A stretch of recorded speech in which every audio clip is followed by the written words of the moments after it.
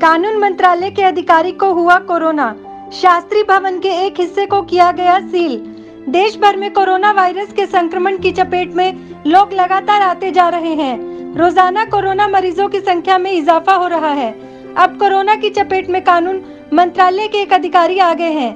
विधि और न्याय मंत्रालय में कानूनी मामलों के विभाग के एक वरिष्ठ अधिकारी को 1 मई को कोरोना पॉजिटिव पाया गया है।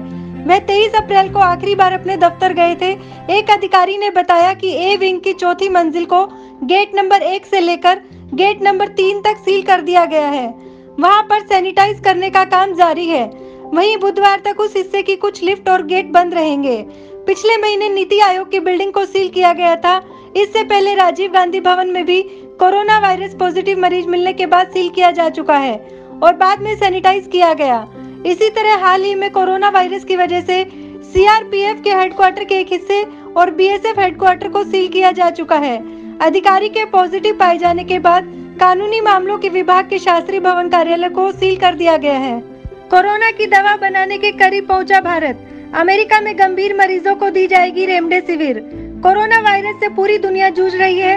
इस महामारी ने अब तक लाखों लोगों की जिंदगी छीन ली है। इसकी वैक्सीन भी अभी तक तैयार नहीं हुई है।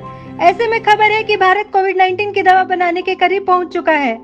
आईआईसीटी ने सिप्ला जैसी दवा निर्माताओं के लिए प्रौद्योगिकी प्रदर्शन भी शुरू किया है ताकि जरूरत पड़ने पर भारत में इसका निर्माण शुरू हो सके। दरअसल रेमडेसिविर को कोरोना के इलाज में कारगर बताया जा रहा है। अमेरिका ने दी इमरजेंसी में इस्तेमाल करने की मंजूरी। सोमवार को केंद्रीय स्वास्थ्य मंत्री हर्षवर्धन ने अपने बयान में कहा था कि आईआईसीटी द्वारा केएसएम का सिंथेसिस प्राप्त किया गया है और भारतीय उद्योग के लिए प्रौद्योगिकी प्रदर्शन हो रहे हैं।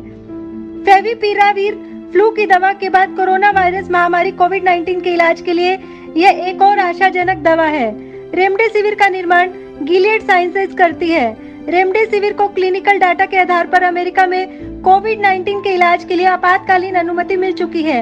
अमेरिका के क्लिनिकल ट्रायल के नतीजे बताते हैं कि रेमडेसिविर को जब कोविड-19 मरीजों को दिया गया तो इससे वे औसतन 11 दिन में ठीक हो गए, जबकि अन्य दवा से ठीक होने में 15 दिन का समय लगता है। रेमडेसिविर एक एंटीवायरल दवा है जिसे इबोला के इलाज के लिए बनाया गया था। इसे अमेरिकी फार्मास्यूटिकल गिलियड साइंसेज द्वारा बनाया गया है। इसी साल फरवरी में US national institute of allergy and infection disease ने घोषणा की थी कि वह कोविड-19 के खिलाफ जांच के लिए रेमडेसिविर का ट्रायल कर रहा है। बता दें कि इसी दवा ने सार्स और मर्स जैसे वायरस के खिलाफ एनिमल टेस्टिंग में बेहतर परिणाम दिए थे। बता दें कि भारत कोविड-19 के इलाज के लिए विश्व स्वास्थ्य संगठन के सॉलिडेरिटी ट्रायल का हिस्सा है और इसे टेस्टिंग के लिए दवा की 1000 खुराक प्राप्त हुई है। रेमडेसिविर के 3 प्रमुख प्रारंभिक सामग्री यानी केएमएस है, पायरोल, फुरोन और फास्फेट। आईआईसीटी के निर्देशक डॉक्टर श्रीवरी चंद्रशेखर ने कहा कि केएसएम का संश्लेषण दवा बनाने में एक महत्वपूर्ण चरण है। नोबेल पुरस्कार जीतने वाले अर्थशास्त्री अभिजीत बनर्जी से कांग्रेस के नेता राहुल गांधी ने मंगलवार को अर्थव्यवस्था के हालात पर बातचीत की।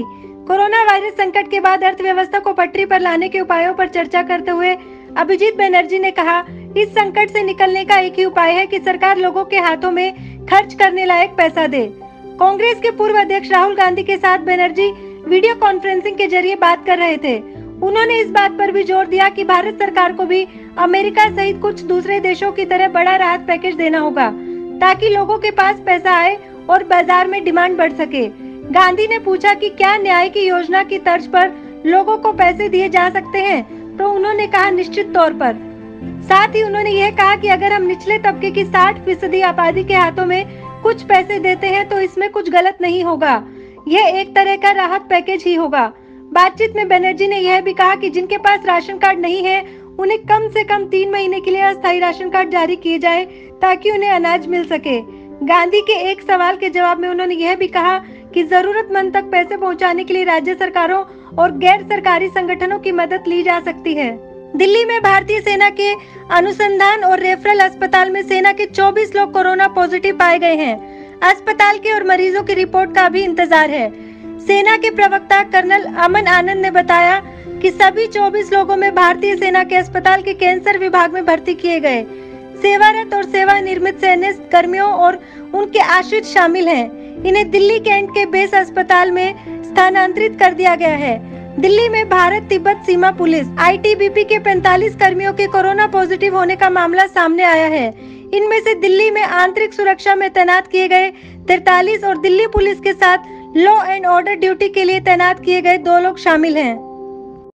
ऐसे ही कुछ और यूजफुल वीडियोस के लिए सब्सक्राइब कीजिए हमारा चैनल महानगर मेल न्यूज और इन वीडियोस को अपने दोस्तों से शेयर करना ना भूलें। लाइक जरूर करें और साथ ही प्रेस करें बेल आइकन ताकि आपको मिल सके हमारे हर नए वीडियो का नोटिफिकेशन।